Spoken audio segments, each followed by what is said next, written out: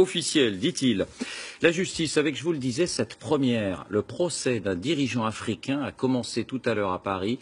Il est accusé d'avoir constitué frauduleusement un riche patrimoine en France. C'est ce qu'on appelle le dossier des biens mal acquis. Il s'agit du fils du président guinéen.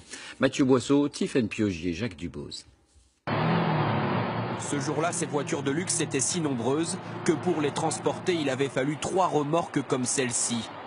C'était en septembre 2011. La justice française saisit une petite partie d'une immense fortune, celle de Théodorin Obiang, aujourd'hui vice-président de Guinée équatoriale et fils du chef de l'État.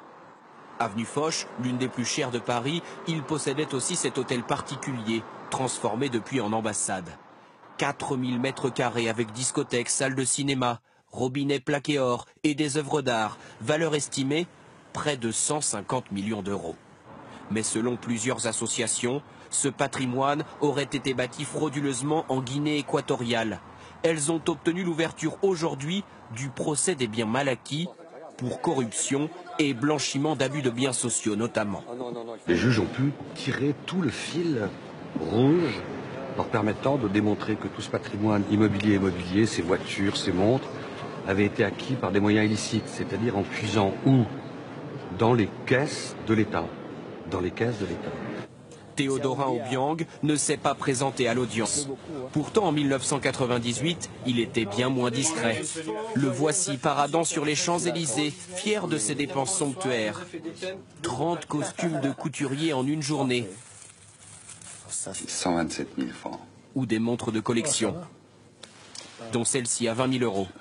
C'est raisonnable comme prix. Théodorin Obiang aurait profité de son poste de ministre de l'Agriculture et des Forêts pour détourner des centaines de millions d'euros via une société dont il avait le contrôle. Mais selon son avocat, l'enrichissement n'a rien d'illégal. Tout ce qu'il a fait est parfaitement licite parce qu'en République de Guinée équatoriale, il est tout à fait légal d'occuper des fonctions, fussent-elles ministérielles, et d'être actionnaire de sociétés de droit privé qui contractent avec l'État. Théodorin Obiang encourt 10 ans de prison et 50 millions d'euros d'amende. Son avocat demande un report du procès. La décision sera rendue mercredi.